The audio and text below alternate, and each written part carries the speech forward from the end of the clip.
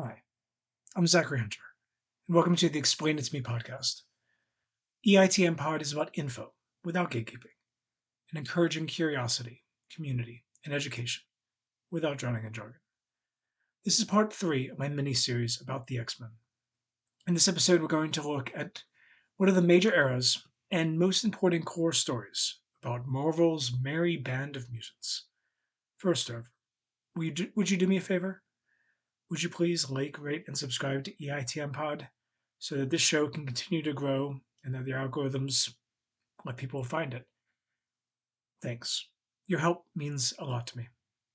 Okay, here's how this is going to go. This episode is more about eras and key stories / events in those eras. In part 4, I'll get into more standalone stories / runs in the spin-offs to consider reading, along with other resources to check out. I'm going to focus on the core X-Men books. So X-Men, which became Uncanny, also adjectiveless X-Men, and one brief mention of Astonishing. These are the books that either headlined or co-headlined the franchise. This will include crossover events, but arcs only focused on in the spin-offs will be discussed next episode. Okay. So, obviously, any list of eras / stories about the X-Men begins with Stan Lee and Jack Kirby. Kirby started checking out between issues 12 and 17, with Stan Lee leaving after number 19. These issues set up the core ideas of the series. And if you want the so-called Silver Age version of the original 5 X-Men, the 05, here's where you go. After that, the series is largely guided by a writer named Roy Thomas. There are some intriguing stories here, including introductions of characters like Havoc and Polaris. But for the most part, there's a reason the Silver Age X-Men is mostly remembered through nostalgic retellings, like X-Men Season 1, or the time-displaced 05 in the 2010s, which I'll get to, but not based on the actual stories that led to the series' cancellation. This now brings us to the over 16-year run, the first run, of Chris Claremont as lead writer of the X-Men. Issue-wise, that's X-Men 94, back when Uncanny didn't use the adjective, through Uncanny X-Men 279, and also adjectiveless X-Men, numbers 1 through 3. For the sake of this video, I think his first run breaks down into 4 major sections. I'll call them the early days, the Masterpiece era, Highway to Hell, and the end of an era. Okay, so how did Claremont begin? This era seems to begin at X-Men 94, which picks up right after Giant Size X-Men number 1 by Len Wein and Dave Cockrum. The later, Dave Cockrum, continued on as main artist for this early era of Claremont. And I'm ending it at issue 128. 128 is the finale of the Proteus story, starring a villain of that name and Dr. Moira McTaggart, who becomes a much bigger deal in more recent issues. This era establishes what for many is the definitive characterization of Nightcrawler and Colossus, and the earliest developments of Storm and Wolverine into the legendary characters they became. This is the all-new, all-different team. This era introduces the Phoenix, not to be confused with the Dark Phoenix, which I'm placing in the next phase of the run, what I'm calling Claremont's Masterpiece era. Phoenix here is also rather different from anything that came later, especially what came about in Grant Morrison's new X-Men run, which I'll get to much later. This early days era is when Claremont first brings back Magneto as part of his long-term plan to make the Master of Magnetism the complicated and fully formed character Magnus, aka Eric Lehnsherr, aka Max Eisenhart, became. And then comes the Masterpiece era. It begins with the story that made X-Men what it was, and in many ways influences everything that comes after. That is to say, the Dark Phoenix saga, issues 129 through 138. Putting aside everything else for the moment, this is the arc that for the first time has none of the O5 officially left on the team at the end of the story. This epic story turns the page on the X-Men in a way that is hard to understate. Following that arc, there's the two-parter Days of Future Past in issues 141 and 142. Then there's the Brood saga, which includes also two X-Men vs. Dracula stories in issues 154 through 167, plus the Uncanny X-Men Annual number 6. And then, starting in issue 168, the creative team of Claremont plus Paul Smith, as the main artist, begins what is broadly called the From the Ashes storyline, which continues until issue 176. During this time, the God Loves, Man Kills graphic novel, with art by Brent Eric Anderson, slides right in. Arguably after issue 168, because Kitty Pryde is there. And also between issues 168 and 172, there was the original Wolverine miniseries, which Claremont did with Frank Miller, and is sometimes called the Wolverine in Japan story. That is the basis of some of the second Hugh Jackman movie, The Wolverine. But all told, these side stories are also written by Chris Claremont and contribute to this masterpiece reputation of this era. In fact, during this period, in spinning out of the Brood saga, New Mutants launched, first as a graphic novel similar to God Loves Man Kills, but then as a solo series, which was also written by Chris Claremont until its 55th issue, when he left to launch Excalibur and the first regular/ongoing Wolverine solo series. Basically, this masterpiece era is an extraordinarily productive time, with even miniseries like Magic, with a K, not a C, which is about Colossus' sister Ileana, and is actually set between panels of issue 160, though it was not released until after issue 179. It's a seminal and beautiful story. It's also brutal.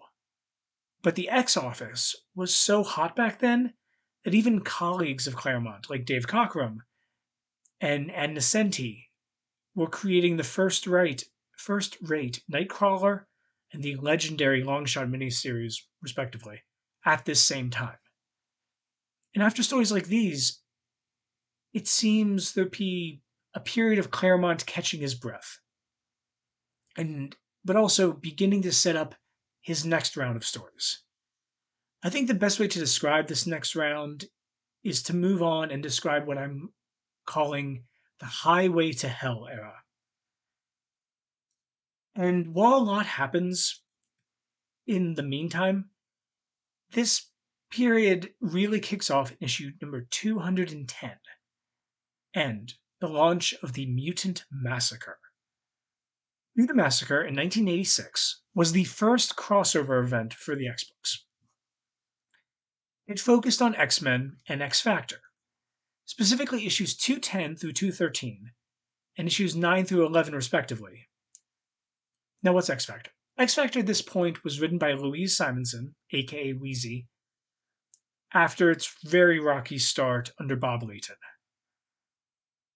X-Factor in this iteration was a series that brought together the O5, the founding members of the X-Men, back together, including a recently resurrected Jean Grey, much to Claremont's chagrin. And this was a team book that, along with Power Pack, which Wheezy also was writing, Thor issues 373 and 374, written by her husband Walter Simonson, and Claremont's New Mutants number 46, those issues all interacted with Uncanny X-Men to such success that these crossovers became yearly events in the X-Office. And of all these annual crossovers that came after, the Fall of the Mutants is pivotal. Fall of the Mutants led to the series Excalibur for Kitty Pryde and Nightcrawler, and the so-called Outback era for the rest of the Uncanny X-Men lineup.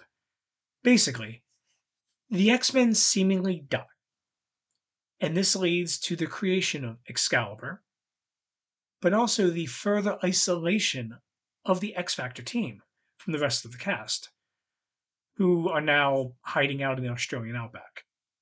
This isolation specifically leads to Madeline, aka Maddie Pryor, and Cyclops. She was with the X-Men in the outback, and he was with the rest of the O5 on X-Factor. They were married at this time, which that isolation obviously caused some issues, but it also, this isolation leads to the drama that is the non-New Mutants part of the last and biggest event of this era, the one it all builds towards, Inferno. I called this the Highway to Hell era, and in Inferno, due to both what Maddie got up to in Uncanny, and Magic with a K, aka Colossus's kid sister, did in New Mutants, there were literal demons taking over New York City. This is mostly by them possessing objects like mailboxes, and also in the case of a tie-in issue with Daredevil, there's a terrific fight between Daredevil and a demonic vacuum cleaner. It's crazy and awesome. But overall, Inferno wraps up plots that had been building for dozens, if not hundreds of issues across the various mutant comics and miniseries. It ended in August of 1989, and in August 91, Claremont was off the books for the first time.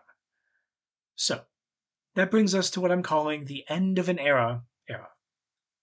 These last two storylines of note that Claremont was involved in were Extinction Agenda in late 1990, which focused on the apartheid allegory / fictional country of Genosha, and summer of 91's Muir Island Saga, Muir M-U-I-R, in which Claremont left in the middle of.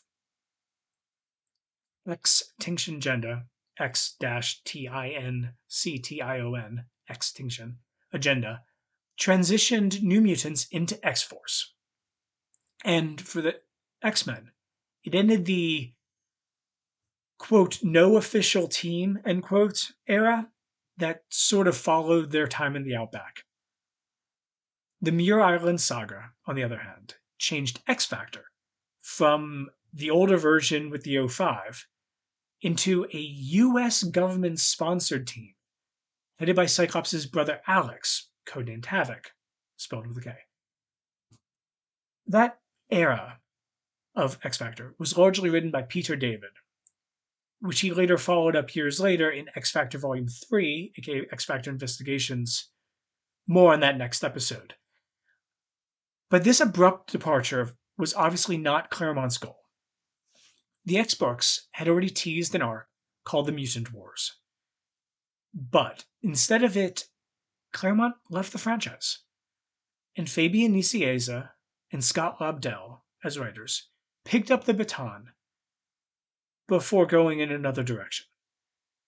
At this time also, the artists that had been co-plotting the final issues of Uncanny and Adjectiveless X-Men under Claremont, besides Claremont with Claremont, and actually had taken over New Mutants from Wheezy, namely Jim Lee and Rob Liefeld, were already leaving Marvel for greener pastures, aka their own company. This upheaval left Nicieza and Lobdell without long-term master plans, or established artists that were so popular that in case of Rob Liefeld, he appeared in a Gap clothing commercial, essentially selling jeans. These departures, under the pen of Nicieza and Lobdell, led to Executioner's Song, X-Qutioners, which focused on Cable, a Wheezy and Liefeld co-creation, and Strife, who was Cable's biggest opponent other than Apocalypse. it is full of ties to X Factor stories, especially their part of Inferno, and plenty of New Mutant stories as well. But to some extent, and fair play to them, Nicieza and Lobdell are trying to play the hits. Indeed, there was finally a 30th anniversary of X-Men in 1993, which, based on scheduling, included issue 25 for both X-Force and Adjectiveless X-Men, and alongside various other issues across the X-Books, Excalibur and the like. I'm ending this end of an era here because, as the cover of Adjectiveless X-Men 25 says, it covers the, quote, death of a dream, presumably Xavier's. In that story, infamously, Magneto, who at this time stopped being the complicated character Claremont had developed, but rather reverting to an evil madman like in the 1960s, rips the metal out of Wolverine's body.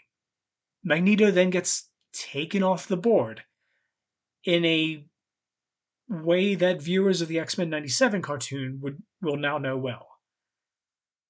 I think, given Claremont's departure from these books, pencilers who drew the best-selling American comics ever, X-Men 1 and X-Force 1, and then departed to form Image Comics without Claremont, and this laying low of Marvel's biggest hero, not named Spider-Man, and the removal of Magneto, the biggest X-Men antagonist, from the storylines for almost 4 years, seems like it certainly ends not just Claremont's era, but also that of the first 3 decades of X-Men, even though Lobdell and Nicieza were writing it at that time.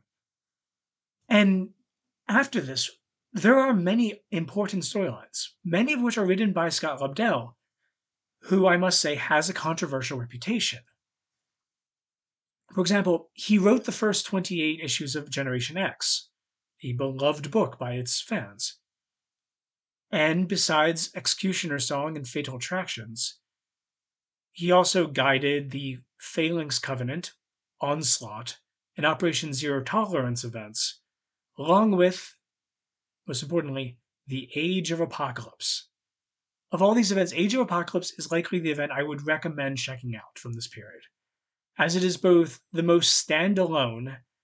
Legion Quests sets it up, but it's standalone. And more thematically, the way X-Men went afterwards, especially in terms of the style of artwork, most notably by Chris Bachalo. Other than that, while there are a few comics involving Cyclops and Jean Grey/Phoenix that I will definitely be discussing in the next episode, this as a whole was very much it was the best of times and the worst of times era, depending on how you feel about mid-90s comics, the effects of the Marvel bankruptcy, and I think fair to say confusing/meandering plots, such as Crimson Dawn, involving Angel and Psylocke, and The 12, which is an Apocalypse-related story. The worst part of this era was that it served as the end of both Excalibur and X Factor. Neither of these books were what they had began as, nor in the case of X Factor was it even what it had become after the Muir Island saga. But as creditors closed in on Marvel Comics, the curtain fell on 2 beloved and distinctive spin-offs among the X-Books. So, then what happened? Well, I think 4 names sum it up well. Chuck, Grant, Chris, and Joss. Chuck Austin wrote Uncanny X-Men 410 through 443. He took over from a very clever writer named Joe Casey. Grant Morrison took over Adjectiveless X-Men by actually renaming it New X-Men at issue 114. Prior to the renaming, Adjectivist X-Men at issue 100 brought back Chris Claremont to the franchise after having issue 3 be his last one previously. And we can't talk about Joss Whedon until we deal with the others. So let's start with the second Claremont period. Claremont's return is not beloved like his original run. As you can tell with Morrison taking over Adjectiveless/New X-Men a year later, Claremont bounces around the franchise, partly due to issues people had with his later run, and issues people had with other people's run that he would come in and arguably fix.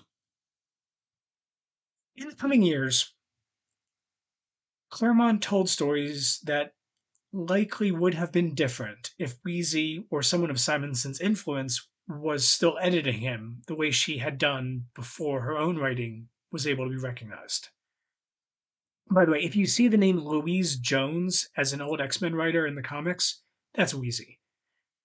Her name changed when she married Walter Simonson.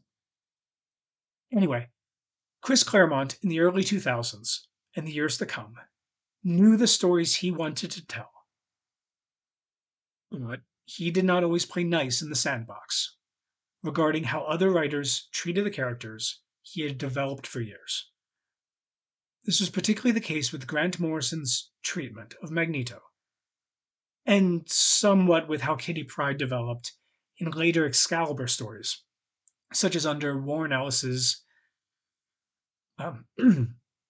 Excalibur run. Now for Chuck Austin. Chuck Austin, so I should say this. Other than some Claremont comeback issues, this was my first regular experience reading X-Men. So I want to be fair to both writers. Chuck Austin, unlike Chris Claremont in the comeback, didn't have the same goodwill from prior work. Austin was very much working without a net. So, a lot of fans would say he wrote 3 of the most derided, controversial, and/or hated stories mainline X books ever published.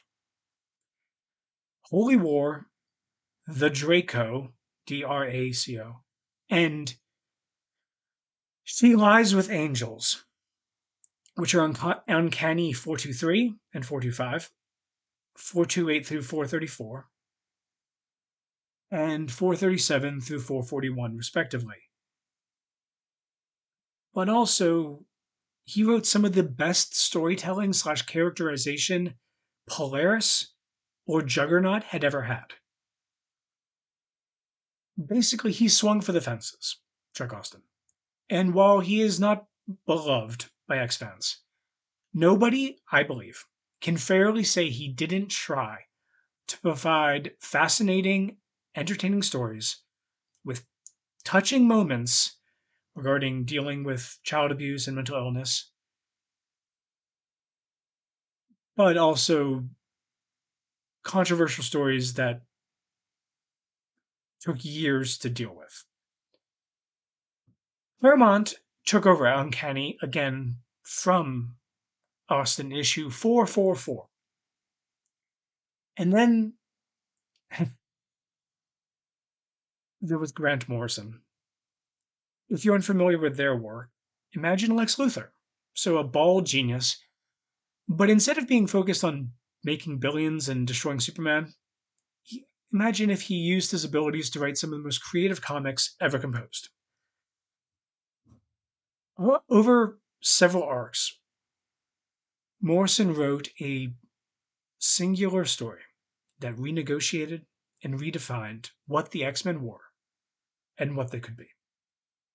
As I mentioned in the last video, this run introduces Quentin Quire, Cassandra Nova, and not just the definitive version of Emma Frost for many, especially those who didn't read that Gen X, but also the one that can assume her, quote, living diamond, end quote, form.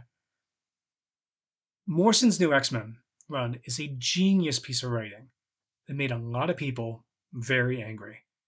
So much so that Chuck Austen, far from everyone's cup of tea, replaced Morrison writing New X-Men in issue 155. Before that title switched back to adjectiveless 2 issues later. And Claremont immediately undid most of what Morrison had done regarding Magneto in Excalibur Volume 3, issue number 1, released just 2 months after Morrison left New X-Men. So Claremont and Austen replaced Morrison. Claremont replaced Austen. Yeah, there was a lot going on. But what followed Morrison's run in a more direct follow-up slash sequel way, at least thematically, is the run on a series called Astonishing X-Men, written by Joss Whedon of Buffy, Angel, and Firefly fame, and allegations of toxic abuse of workplace infamy. And this channel is not a place to litigate Whedon or his work. But that first arc, Gifted,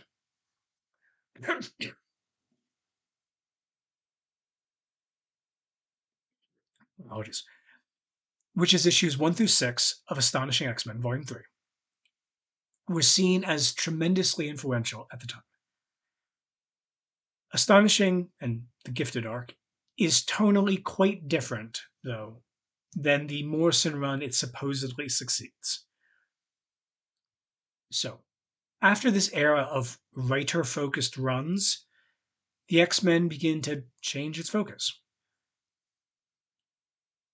These were storylines and periods like Utopia, Schism, and M-Day / Decimation, the later of which I discussed in the last video regarding Scarlet Witch.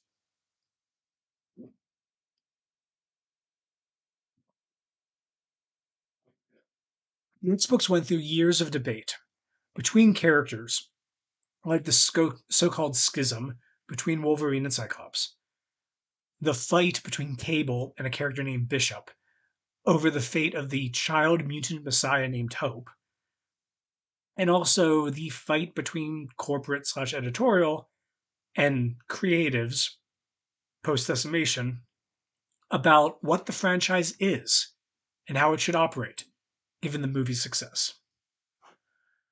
This was an area where team philosophy, the mutant metaphor, and even the physical location / setting of the story were very much up for grabs. It asked a lot of questions. However, it didn't answer many of them. There's some good comics there. Jason Aaron wrote Wolverine and the X-Men. After the Schism, magic became a much bigger deal. The character, not the concept. But X-Men in the mid-2010s was very much wandering in the wilderness. And this was the time-displaced 05, under writer Brian Michael Bendis, re-entered the franchise. These wilderness years, of which Battle of the Atom is a noteworthy story regarding the 05 and their time travel-related shenanigans, largely ended with 3 series / events. Extermination by Ed Brisson, X-Men Disassembled under Matthew Rosenberg, and Age of X-Men under various artists.